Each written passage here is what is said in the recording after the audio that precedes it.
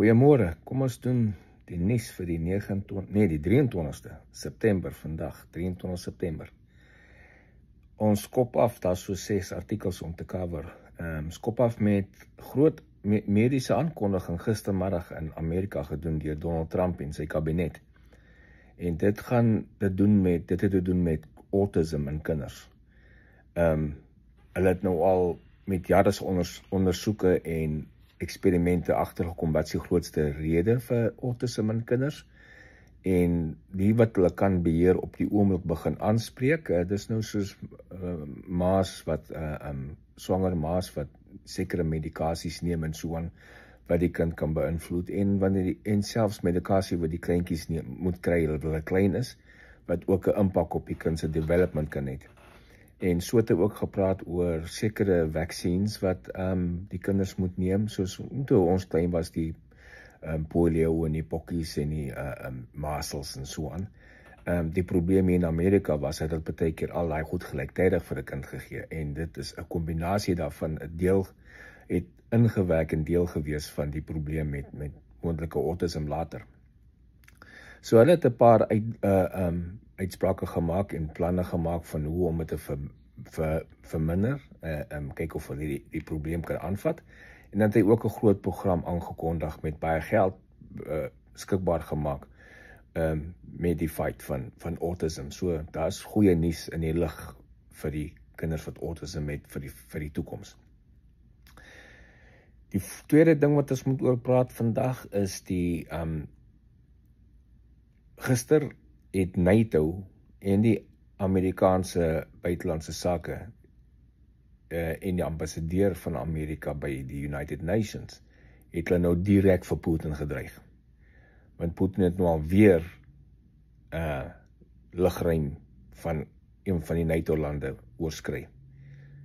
Gister is daar baie duidelik gemaak van NATO-lande af, NATO self en van Amerika, dat as hy voortgaan met hierdie ding, gaan sy vliegtuie afgeskiet word.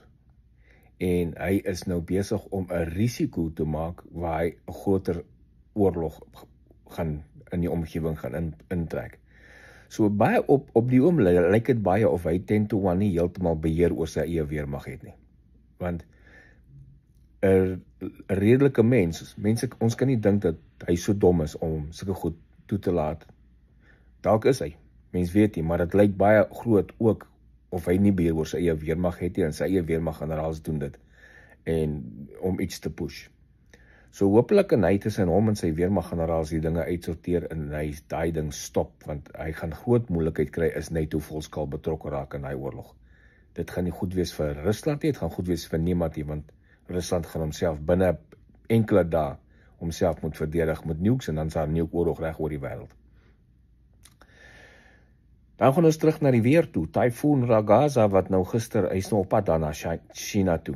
Hy het nou redelike groot skade in Filippines al aangevang. Hy is amper verby die bokken van Filippines. Hy behoort teen môre die China se ooskus oor te steek. En hulle is maar voorberei en gedag in jong, daar in China en Hong Kong area. Op die oomblik lyk dit of daar meer as 500 vlugte na Hong Kong in en uit gekanselleer gaan word, of die storm maar oorgaan, jy kan nie 'n vliegtuig land in daai omstandighede nie. So en vir die van julle wat dalk planne gehad het om Hong Kong toe te vlieg in die volgende 2 dae, julle gaan dalk julle planne moet verander, want die kans is baie goed dat meeste vliegtuie in en uit Hong Kong en na omgewing, die omliggende lughawens gaan definitief gekanselleer word. Dit is die grootste en sterkste storm sover hierdie jaar op hierdie aardbol van ons. Dan in Afrika, interessante ding, 3 Afrika lande wat nou deur military dictators geran word, wat oorgevat het na military coups, Burkina Faso en Mali en Niger. Daai 3 lande het hulle gister onttrek uit die ICC uit, die International Criminal Court System, hulle erken nie die akkoord nie. En hulle sê daai ouens, die International Criminal Court, hulle mors hulle tyd, want hulle hulle kry nie reg om ouens te skuldig te hou vir crimes tegen humanity en so nie, maar die hoofrede hoekom hulle uit is, hulle is al 3 bondgenote van Rusland en Putin is aangekla daar. So hulle wil seker ook nie betrokke raak by so iets, want dan gaan hulle moet votes insit daarso. So ons sal maar sien wat kom. Hulle sê dat die criminal court is net anti-African, want meeste wat 31 van die laaste 32 sake wat by die hof aangebring is almal Afrika-lande wat hulle misbruik maak van mensevergrype en human probleme teen humaniteit. So, daai 3 ouens wat military oorgevat het by hulle lande, hulle sê nee, ons is uit. Sekerlik ook wil hulle uitwees, want hulle wil die plek aflag as hulle wil aankla vir menseregte skendings. Dan vandag is die United Nations General Assembly aan die gang. Gaza is groot op die Gaza-oorlog, van baie lande sover praat oor die Gaza-oorlog en dit moet gestop word, en praat hulle van Palestina wat nou die victim is en dat Israel die aggressor is in baie lande, veral die anti-westerse lande, anti-Amerika en anti-Israel lande definitief praat nou hoe Palestina en Hamas kan ons die victims hierin is. So ons sal nou sien wat hulle daar gaan praat, daar oorlog later praat, maar en dan kan ek sommer ver oorskuif na die laaste punt toe Trump is op die oomblik besig nou net klaargemaak met sy gesprek, sy toespraak. In die eerste begin van sy toespraak het hy maar net vir die United States General Assembly kan die UN United Nations General Assembly uitgelig die suksesse wat hy bereik het sover in die eerste 8 maande. Hy praat van nou Amerika is nou die sterkste ekonomie en die sterkste grense en die sterkste military. Ons het altyd die sterkste ekonomie en die sterkste military gehad, maar nou is die sterkste grensbeskerming bygesit. Stock markets het weer record highs sover, kospryse, brandstofpryse is alles down. So vir ons wat hier bly, ons kan dit sien. Ons kan fisies sien dat die ekonomie is baie sterker en dat ons meer koopkrag het met ons geld.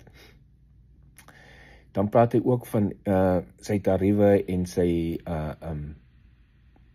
deals wat hy met ander lande gemaak het. In Biden se 4 jaar het hy 1 triljoen se deals gemaak, 1 triljoen investment in Amerika ingekry in sy 4 jaar. So ver in die eerste 8 maande het Trump al 17 triljoen sy investments in Amerika vastgemaak. So, is nie onmiddellik in 1 jaar nie, het gaan oor 'n tydperk gebeur, maar hy het al 17 triljoen se deals vastgemaak wat investment in Amerika gaan wees. Sy doel met sy tariewe en met hierdie tipe van ding is soos in die early 1900s, probeer hy dit so druk dat die investments wat inkom en die tariewe wat inkom van ander lande af, gaan oorgenoeg wees om die regering te run. Dit beteken dat ons Amerikaanse burgers nie hoef tax te betaal nie, income tax nie. En dis waantoe hy push. So vir ons is dit goed, hy klaar reeds 'n groot klomp tax breaks gesny vir ons wat in 1 Januarie in werking tree, en ons sien uit daarna om minder tax te betaal volgende jaar. Op die oomblik betaal ons nie so baie tax anyway nie, maar in vergelyking met ander lande, veral Suid-Afrika, maar dit gaan net nog beter raak vir ons. Hy praat ook oor die laaste 4 maande, ons suidelike grens. In die laaste 4 maande het nog nie een enkele illegal immigrant oor die suidgrens gekom nie. Obviously, as hulle weet wat aangaan in die wêreld, is hulle bang om deur die Mexico te probeer kom, om in Amerika in te kom, maar ook omdat ons die weermag te employ het, wat vir ICE en die ander border security ouens help. En so daar's nog nie een illegal immigrant oor die suidgrens in die laaste 4 maande nie. In vergelyking met 10-15,000 'n maand toe Biden in charge was. Hy sê ook Iran, wat die grootste sponsor van wêreldterrorisme is, mag nie 'n nukleerwapen hê nie, en daarom het hy daai strike gedoen 'n paar maande terug, en Amerika sal beslis op die ding bly om seker te maak dat Iran nooit 'n nukleerwapen het nie. Hy het ook gepraat van onderhandelinge, hy het 'n organisasie begin nou met die res van die wêreld se leiers, dat daar 'n ban gesit word op enige verdere development van biologiese oorlog, biologiese wapens, dat dit onmiddellik geban word, enige verdere development, en ook enige verdere development van nuclear wapens. So die wat stands daar is daar, jy kan niks aan doen nie, maar nie meer nuwe development op nuclear wapens nie. So dis wat hy hoop om reg te kry in die volgende 2 na 3,5 jaar van sy termyn. Dan met hy het ook ingedeel, sorry dat ek net hierdie foon sagter sit hierso. Hy het ook ingedeel met die oorlog in Palestina, soos wat al die ander lande oor praat baie vandag. En hy het dit duidelik gesê, Hamas moet die hostages vrylaat onmiddellik. Nie een nie, almal gelyktydig.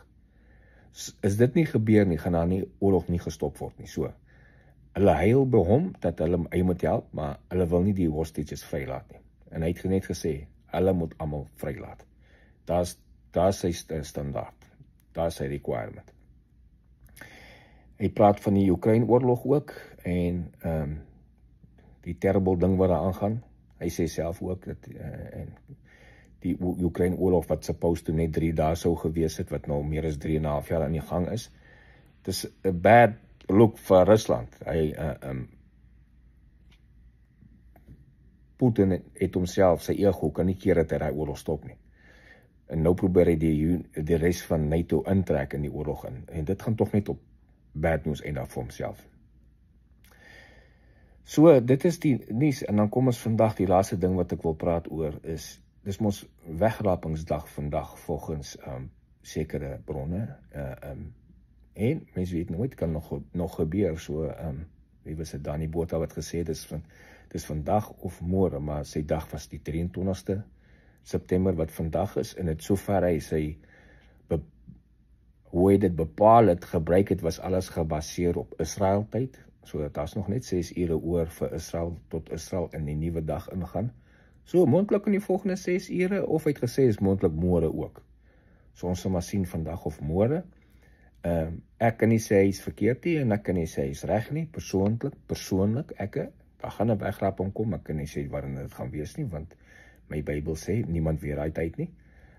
Maar hy mag net so waar reg wees, en sien ons almal mekaar binne die volgende paar ure in die hemel, en indien dit nie gebeur nie, het sal nogal interessant wees om te sien wat sy terugvoer is hier teen donderdagoggend, wanneer dit nie gebeur het nie, of as dit nie gebeur het nie.